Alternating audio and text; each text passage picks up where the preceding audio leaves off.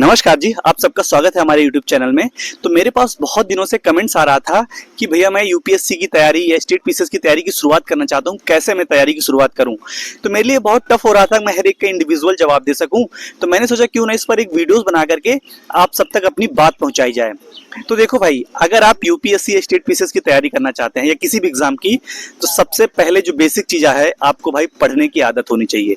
कम से कम 6 से 7 घंटे 8 घंटे डेली आपको पढ़ने आना चाहिए, आपको लिखना आना चाहिए। पढ़ने और लिखने की आपकी आदत होनी चाहिए और आप मेहनती हो, क्योंकि पढ़ना लगातार पड़ेगा।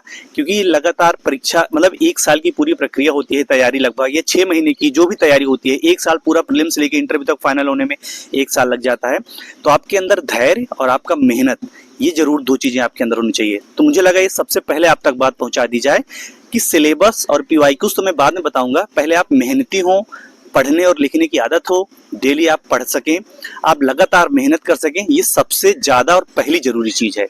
दूसरे नंबर पे आता है कि किसी भी परीक्षा की तैयारी करने के लिए, चाहे आप 12th एग्जाम पास कर रहे हो, ग्रेजुएशन में हो, या आप किसी कंपटीशन एग्जाम की तैयारी कर रहे हो, भैया सबसे जरूरी होता है पाठ्यक्रम उस एग्जाम का। जैसे कि आप लोग जानते हैं, अगर आप 12th में होंगे, आप ग्रेजुएशन में होंगे, तब भी एक सिलेबस निर्धारित होता है ना कि भैया ये सिलेबस है, इसी सिलेबस से क्वेश्चंस आएगा।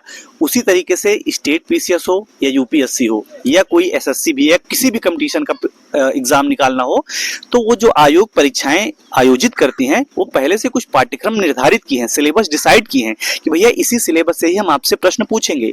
तो आपको उस कमीशन द्वारा आयोजित परीक्षा का आपको सिलेबस अच्छे से याद होना चाहिए, कंठस्थ होना चाहिए, आपकी सिलेबस पे अच्छी पकड़ होनी चाहिए, सिलेबस की अच्छी समझ होनी चाहिए, ताकि आपको पता रहे क्या पढ़ना है और क्या छोड़ना है। यह बहुत जरूरी चीज है। अब इसके बाद आता है तीसरे नंबर पे क्या, पीवाईक्यूज, यानी कि पिछले साल के प्रश्न पत्र, यानी कि विगत वर्षों के प्रश्न पत्र। यह भी जरूरी इसलिए है, इससे क्या होगा, इससे आपको पता चलेगा कि एग्जाम में प्रश्न आते कहाँ से हैं, एग्जाम में प्रश्न आने का नेचर क्या है, और एग्जाम में प्रश्न आने की थीम्स कैसे हैं। आपको ये पता चलेगा कि क्वेश्चन कहाँ से आते हैं, क्वेश्चन कैसे आते हैं, क्वेश्चन का नेचर क्या है, उसका स्वरूप क्या है। इन सब की जानकारी जो है आप विगत वर्षों के प्रश्न पत्र से जान सकते हैं। तो आप मेरी बात समझ गए होंगे ना कि अब आपको अगर तैयारी करना है किसी भी एग्जाम की, मैं ये नहीं कर रहा हूँ, आप यूपीएससी या स्टेट पीसीएस एसएससी, आप किसी भी एग्जाम की तैयारी कर रहे हो, तो ये सबसे बेसिक चीज पढ़ने की आदत होनी चाहिए, मेहनती हो, लगातार आप मेहनत कर सकें, आपके अंदर धैर्य हो। ये सबसे पहली और बेसिक नीड है, ये आधारभूत चीज है। उसके बाद दूसरे नंबर पे आएगा पाठ्यक्रम, सिलेबस।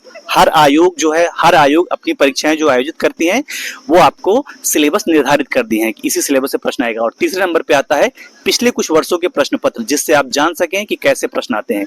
अगर आपकी ये तीनों चीजें शुरुआत कर दी, अगर आप इन चीजों तीनों पे आपकी अच्छी समझ हो गई, आपकी अच्छी पकड़ हो गई है, आप समझ लीजिएगा आपकी तैयारी शुरुआत हो चुकी है। अब इसके बाद बात आती है कि आपको पढ़ना क्या है और कहाँ से पढ़ना है, रिसोर्सेज की बात, कंटेंट की बात।